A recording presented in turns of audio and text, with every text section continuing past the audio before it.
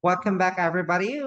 We are still in our chapter 4 in social, political, economic, and cultural issues in Philippine history. So, what we will be discussing is all about the post-war intervention towards agrarian reform, the primary source, declaration of policy under RA number 3844 or ELRC or Agricultural Land Reform Code, agrarian reform efforts under Kang Marcos, and primary source, Presidential Decree number 27 of October 21, 1972, and the post-agrarian reform. So let's start with the post-war intervention towards agrarian reform.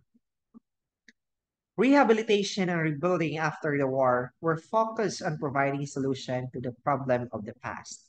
So the administration of President Rojas, nagpasa sila og Republic Act number 34 nga gi-establish ang 70-30 nga sharing arrangement between sa tenant and sa landlord respectively, which reduce sa interest sa landowner's loan and the tenants 6% or less.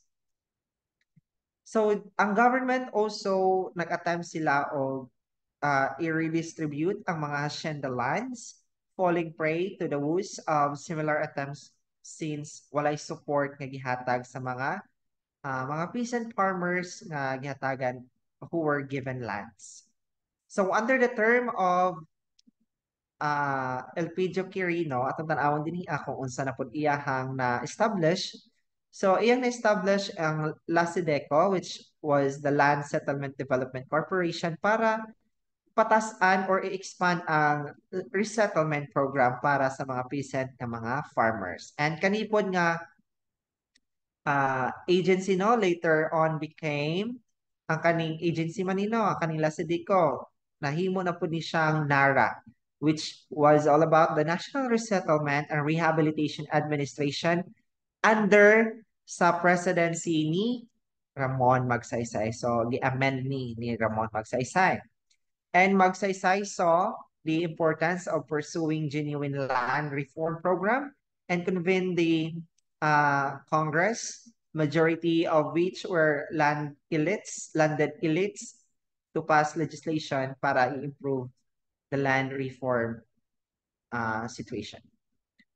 And Republic Act number 1199 or Agricultural Tenancy Act of 1954, gipas po ni siya para i-govern ang relationship between sa landholders and sa mga tenant farmers and para po i-protect ang ilahang rights and enforce tenancy practices.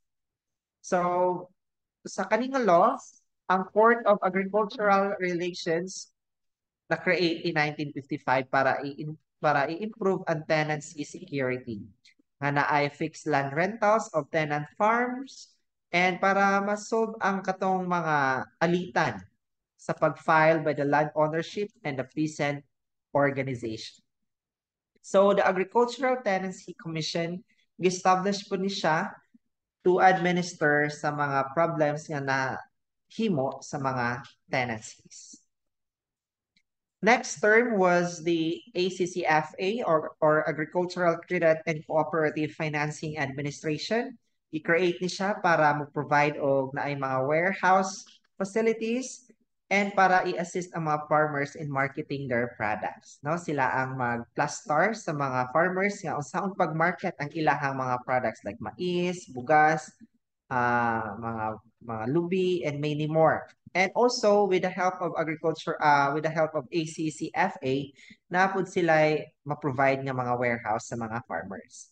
And the administration is spearheaded the establishment of the Agricultural and Industrial Bank para provided po silang easier terms para mag-apply sila sa homestead and other farmlands. Di ba? Moto ang homestead nga katong mag-apply dapat sila na nakatitulo sa ilaha.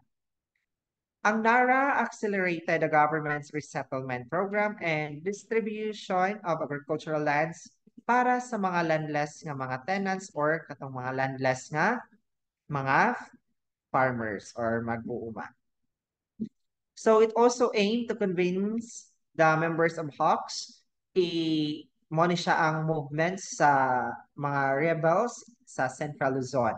Again ha, Hawks mo ni siya ang movement sa mga rebels para ila ang i-resettle ang mga lugar where they could restart their lives as a peaceful citizen. Sila ang mag-resettle and para sila po ang mag-protect para na ay kapuy-an nga peaceful ang mga citizen.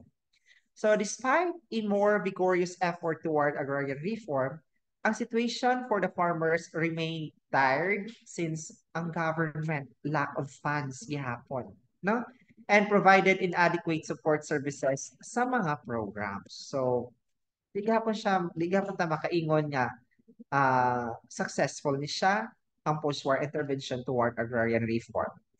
And the landed elite did not fully cooperate and they just criticized the program. Wala sila ni cooperate, ila lang gidown ang kaninga program, di ba? Kay kung ay ila tong i-appreciate ang katong mga program, so naay possibility nga ang ilahang land ownership basing makuha. So mo tong wala na lang sila ni support.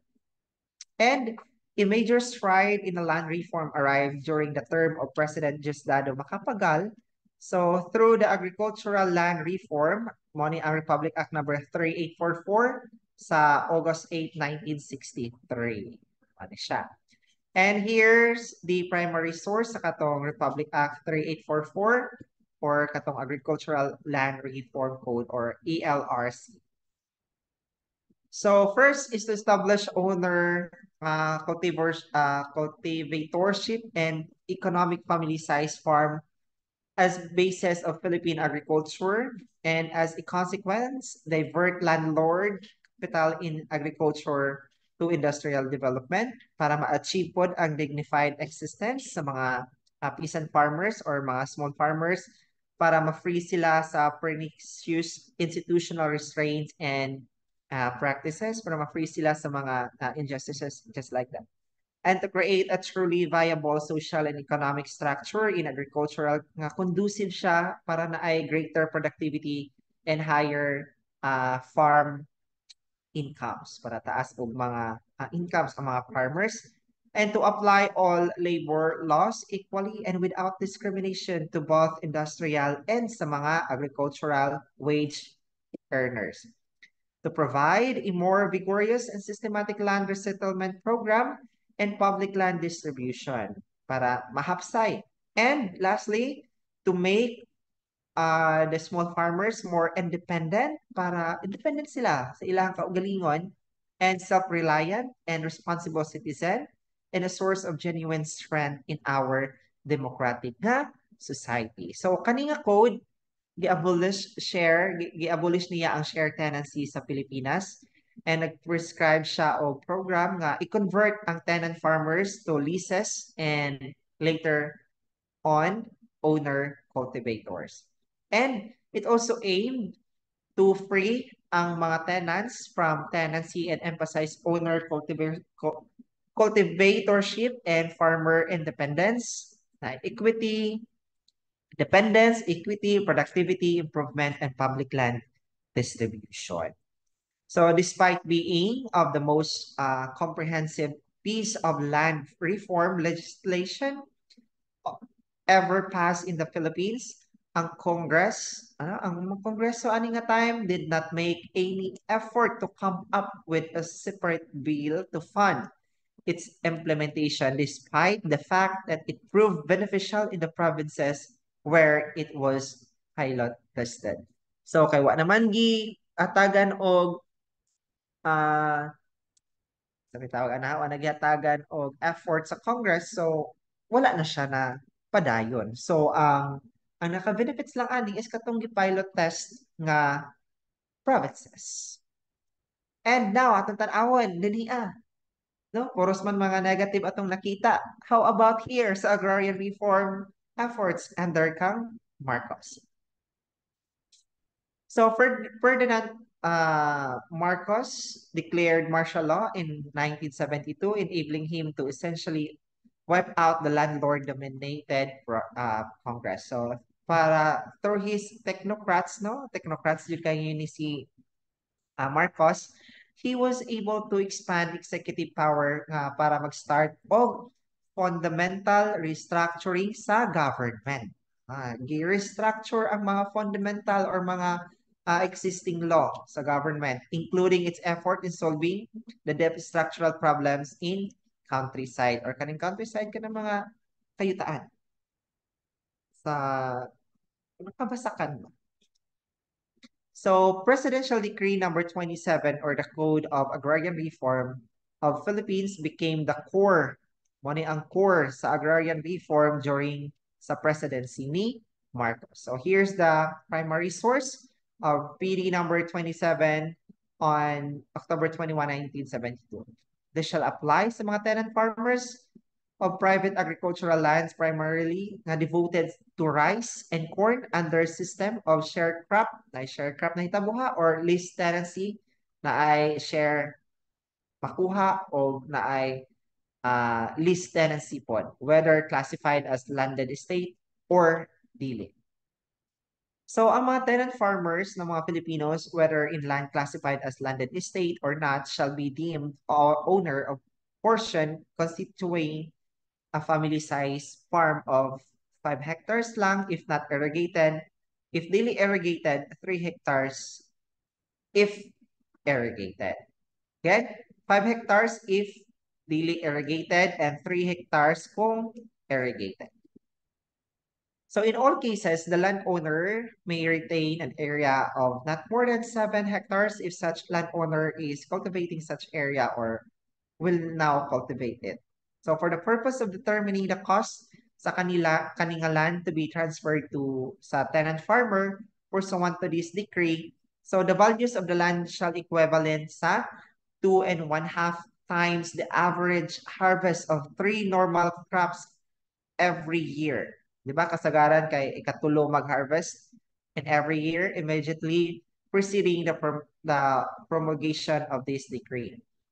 So the total cost of land, including the interest or rate of 6% centum per annum, shall be paid by the tenant in 15 years or 15 years or 15 equal amortization. Amortization mo na siya ang kanang schedule si muha for payment para dili sa gadun o pagbayad. Diba? Kanang schedule ang pagbayad. So in case of default, the amortization due shall be paid by the farmers cooperative in which the defaulting tenant farmers is member, with the cooperative having a right recourse against Kang Marcos. And the government shall guarantee such amortization with shares of stock in government-owned and government-controlled corporations. So no title to the land owned by the tenant farmers under this decree shall be actually issued at tenant farmers until the tenant farmers has become full-fledged member sa katong farmers cooperative. So title to land acquired pursuant to the degree of the land reform government shall not be transferable. Hindi siya transferable ha, except by hereditary succession or the governments in accordance with the provision of this decree and the Food Agrarian Reform and other existing laws and regulation. So the Department of Agrarian Reform, Moni ang DAR, through its secretary at that time, was hereby empowered to promulgate rules and regulation for the implementation sa kaninga decree. Next is natay gitawag nga Operation Land Transfer on lands occupied by tenants for more than 7 hectares. On rice and corn lands commence and through a legal compulsion and an improved delivery of support services sa mga small farmers and agrarian reforms seem to be finally available. So under the rice self-sufficiency program, kanisiya, farmers were also able to borrow from banks para purchase of 3-hectare plots of the land and agricultural inputs. However, the landlord class still found ways to circumvent the law because only rice lands were the focus. Rice land lang ang focus sa agrarian reform and some landlords only needed to change crops to be exempted sa kaninga program such as coconut and sugar lands. Next is this. Um, Lands worked by wage labor were also exempt from the program. So the landed elite only had to affect sa mga tenants and hired workers instead. Increase ang landlessness, which made it more difficult para sa kanina program no, mahimong successful because ang landless nga mga peasant or mga farmers were excluded, wala sila ilabot ani nga program. And many other methods were employed sa mga elite para mapangitan og weight nga para i-maintain ang power and dominance which were mas worse by the corruption during the presidency of Marcos and his cronies who were also involved in agricultural sector. So now, during the post 1986 agrarian reform, tatanawon what happened here. So the overthrow kang Marcos and the 1987 Constitution, no? Mo ni ang nag-result sa pag-renew sa mga interest and attention to agrarian reform nga pag-abot ni Corazon Aquino. Gi-envision ni Cory nga ang agrarian reform daw to be a centerpiece sa iyang administration in social legislation na makaprove ang katong mga difficulties nga na experience and because of her background with trade here, so she came from a family of a wealthy and landed clan nga nag-own og Hacienda Luisita. And on July 22, 1987, si Cory Aquino nag-issue siya og presidential proclamation number 131 or money and the executive order 229 which outlined her reform program. And in 1988, ang Congress nagpass og Republic Act 6657 or money ang gitawag nga CARL or the Comprehensive Agrarian Reform Law, money ang mag-introduce sa program with the same name sa katong CARP, no? Atong Comprehensive Agrarian Reform Program or CARP. So it enabled the redistribution of agricultural lands para sa tenant farmers sa gikan sa landowners who were paid in exchange by the government through compensation lang and allowed them to retain dili lang moabot but not more than 5 hectares. And ang katong mga corporate landowners, however, allowed under this law to voluntarily divest a proportion of their capital stock, equity, or participation in favor of their workers or katong other qualified nga mga beneficiary instead of turning over the land sa gobyerno. And ang CARPOD was limited kay it accomplished a very little during the administration of Cory Aquino and it only accomplished a 22.5% of land distribution during her 6-year terms, owning the fact that the Congress, dominated by the landed elite, was unwilling to fund. No? Wala sila willingness i-fund to fund the high compensation cost sa kanina programa. And it was also her relatives by allowing the stock redistribution option and this kanino reorganized itself into a corruption and distribution stocks to farmers. So under the term of President Ramos, CARP implementation was speeded in order para ma-meet ang 10-year frame. So despite limitation and constraint in funding, logistics and participation involved sa sector. And in year 1996, DAR distributed 58.25%, so na-increase na hitabo sa kanina program. Para this is to address the lacking of funding and the dwindling time for the implementation of CARP. And Ramos nag-sign siya og RA number 8532 no, later ato na siyang matanaw in 1998 para i-amend no, dugangan or kuhaan ang katong CARL and para extend ang program to another 10 years. Now, let's proceed to the Carper and the future of agrarian reform sa Pilipinas. So the new deadline of CARP expired in year 2008 nga na nagbilin og 1.2 million farmer beneficiaries and 1.6 million hectares of agricultural land to be distributed sa mga farmers. So, 1.6 million of hectares pa ang i-distribute sa mga farmers. So, in 2009, si President Arroyo, nag-sign siya og RA number 9700 or mo ni ang gitawag nga CARPER, mo ni ang amendatory law that extended the deadline to 5 more years. And Section 30 of the law sa katong gikuan ni Arroyo, kani CARPER, also mandates that any case or proceeding involving the implementation sa kaninga provision sa CARP as amended, which may remain pending on June 30, year 2014, shall be allowed to proceed to its finality and executed even beyond the katong date. And from 2009 to 2014, ang CARPER has distributed a total of 1 million hectares of land to 900,000 farmers beneficiary. So, na hinahinay na og distribute ang mga land. And after 27 years of land reform, duha na ka Aquino nga administration, 500 hectares of land ang remain nga wala pa gihapon na distribute. So, the DAR and the DENR, or the government agencies nga nag-mandate nga i-fulfill ang CARP and CARPER, but even in combined effort and resources sa kani nga duha nga agency, kaning DAR and DENR, have proved incapable of fully, no? Sila naginingon, no?